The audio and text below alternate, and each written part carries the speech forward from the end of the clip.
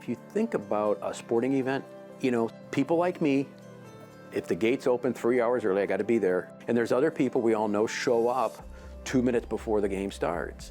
So you have a trickle in of people. They come over a long period of time. But when it's done, everybody jumps in the car and tries to escape. And that's what the big fear is with the eclipse. What they're anticipating for Wood County is they're anticipating our population to double. If we get 130,000 people coming into our county, they're going to be going to our grocery stores.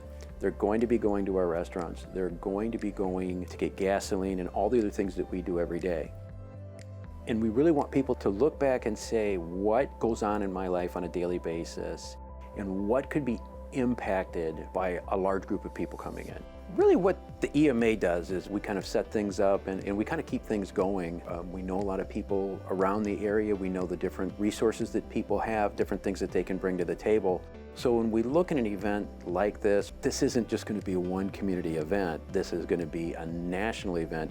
So you need folks like us to kind of bring those people together, and then at the state, they take people like us and bring us together, so it helps to get a much bigger picture of really what everything's going to look like. We're lucky with this eclipse because back in 2017, they actually had one that went through a little bit south of us. So I think hopefully a lot of people remember that. We sent a group down to Kentucky just to kind of see how things were. It took them 5 hours to get there, 17 hours to get back.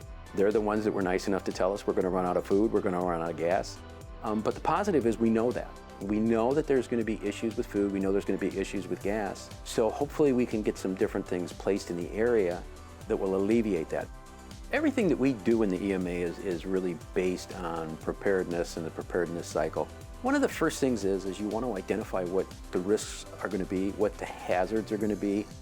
One of the things is when you bring in a large group of people. Infrastructure, everything we have is based on the number of people that we have. Cell phones, the carriers build about 10 to 25% of increase into the system. Doubling the population is more than 25%. So we already know that there's going to be issues. So the next step would be to mitigate.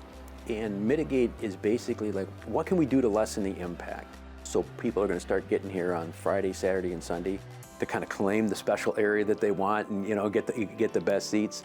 So really think about some of those things. What can we do to keep our local people off the roads that don't necessarily have to be on the roads? Gasoline could be in short supply. So before that, try and keep your cars as full as they can. If you've got kids, you know that this one kid will eat a hot dog, the other one won't. So, from the food standpoint, try and have at least an extra week of food in your home. It's not about restocking the grocery stores in Wood County, it's everybody on the path. So the recovery from us to get back to normal probably is going to take a few days before the stores' shelves get filled up and that. So again, this is where you kind of prepare on the front end to think about this and what your needs are. And the better prepared you're going to be, the better off it's going to be. It's going to be a much better experience for everybody.